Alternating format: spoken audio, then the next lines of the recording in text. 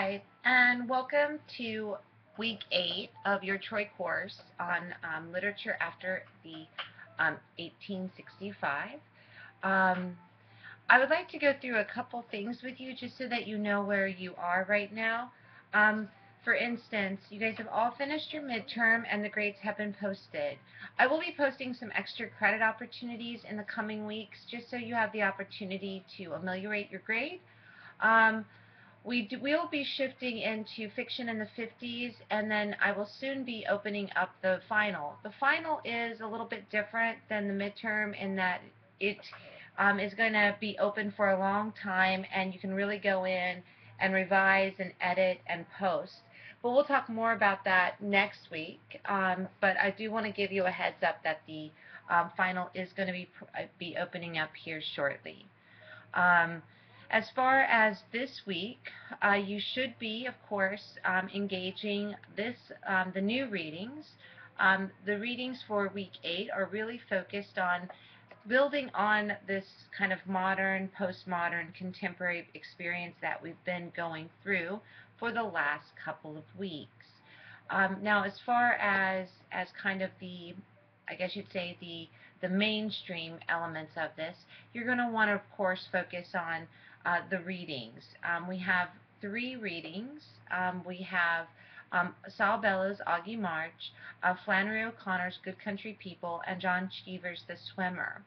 And of course, these are engaged text, short stories, though no poetry, so you should be able to enjoy those. As far as your postings for week 6, I would like to kind of go through these with you so that you can see some of the elements that were very salient from this discussion. Um, I think that to kind of begin, Jamelia Coleman's post on the Harlem Renaissance was a very engaged post. She really did pull in this notion of the Harlem Renaissance as operating as more than just a literary movement.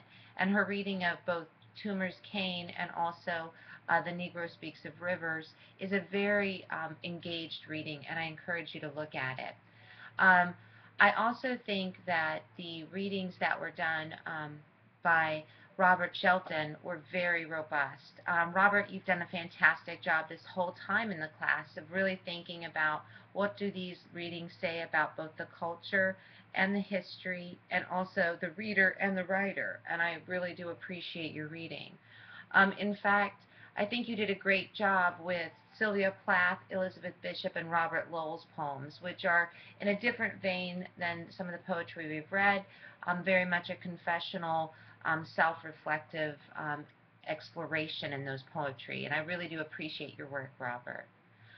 Carolyn, you've done a great job of really engaging and thinking about the literary elements. I particularly thought you did a great job with John Dos Passos, USA, kind of this idea of this representation, but also kind of it operating as a world newspaper. And then, of course, your reading of Howl was very good. So I really do think you did a great job in those elements. Um, I think that all of you, Robert and Lauren, you guys have all been doing a good job of having a conversation with each other, and I really appreciate that. Lauren mentioned that these readings were very enjoyable, and that, while they might have been a little bit dark, they were so emotionally filled that they engaged Lauren well. I really enjoyed the reading of Lady Lazarus because it's a very rich poem, and at the same time a very dark poem, and you did an excellent job with that. Chandrika, thank you so much for your posting. I know they were